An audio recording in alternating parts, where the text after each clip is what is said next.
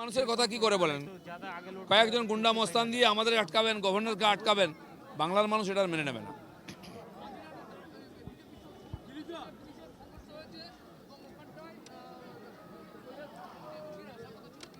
মাঝেরহাটে দেখুন, Majerhat bridge complete হয়ে গেছে, রেলের থেকে নো অবজেকশন সার্টিফিকেট এসে গেছে, মানুষকে কষ্ট দিয়ে আটকে রাখা হয়। দিদিমণির সময় নাই, তিনি বাঁকুড়ায় বসে আছেন, তাই উদ্বোধন করছেন না। 600 কোটি টাকা খরচা করা হলো কিসের জন্য? মানুষ যদি সুবিধা না পায়। সেটা খুলে দেওয়ার জন্য আমাদের কার্যকর্তারা আন্দোলন করছেন তারাতলা মোড়ে, পুলিশ পিটিয়ে 300 জনকে অ্যারেস্ট করা হয়েছে, 2 জন খুব সিরিয়াস কন্ডিশনে আছেন। তো এখানে মানুষ যদি দাবি করে তাকে পুলিশ দিয়ে পেটানো হবে, কেস দেওয়া হবে। গণতন্ত্র বলে কিছু নাই, মানুষের দাবি বলে কিছু নেই।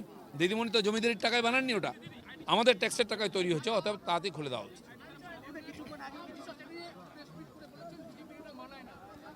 কিটা মানায় না? বিজেপির কি মানায় না মানায় সেটা বিজেপিকে করতে দিন, আপনারা লোককে উত্তর দিন।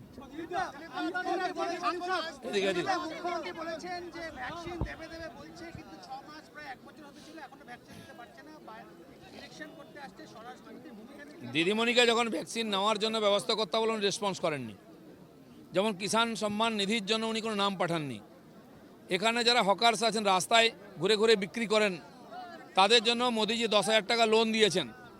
সারা দেশে 15 লক্ষ লোক নিয়েছে, পশ্চিমবাংলায় মাত্র 60 জনকে দিদিমণি দিয়েছেন। কেন তিনি সহযোগিতা করছেন না? উনি কি উন্নয়ন চান না? মানুষের দুঃখ দূর করতে চান না?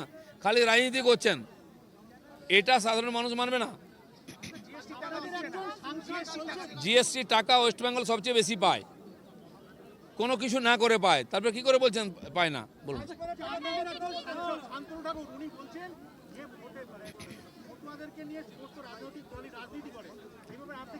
মতুয়াদের নাগরিকত্বের জন্য আমরা এই আইন পাস করেছি, আর মতুয়া সমাজ বিজেপিকে বিশ্বাস করে, সারা পশ্চিমবাংলায় ভোট দিয়েছেন তারা। আমরা তাদের বিশ্বাসের সম্মান রেখে প্রত্যেককে নাগরিকত্ব দেবো। ঠিকই আছে, মতুয়ারা যে বিশ্বাস আমাদের উপর রেখেছেন, প্রথমবার রেখেছেন, আর আমরা তাদের সম্মান দেখিয়ে প্রথম আইন পাস করেছি। কেন অন্য দল করেনি? বিজেপি যা কথা দেয় কথা রাখবে, ওনারা বিশ্বাস রাখুন। পার্টির মধ্যে কারা গন্ডগোল করছে আমরা দেখছি, এ ধরনের ঝোট ঝামেলা ছোট হয়ে থাকে, কোনো ইনডিসিপ্লিন লোককে পার্টিতে রাখা হবে না। সে ওসব পুরনো গল্প হয়ে গেছে, তার জন্য জায়গা আছে, গিয়ে কথা বলুন।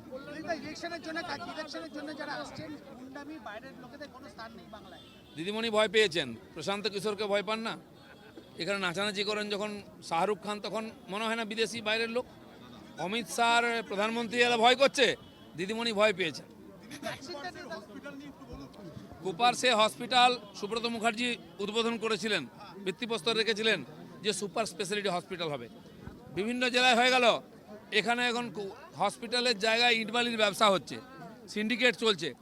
আমরা কুপারসের লোক, এর বিরুদ্ধে পুরসভায় ভোট দিতে চেয়েছিলেন, তাদেরকে ভোট দিতে দেওয়া হয়নি, মারপিট করা হয়েছে। বিধানসভায় কিন্তু আটকাতে পারবেন না, লোক দেখিয়ে দিয়েছে। লোকসভায় ভোট দিয়ে লিড দিয়ে বিধানসভায় বিজেপি জিতলে এখানে হসপিটাল হবে। ধন্যবাদ।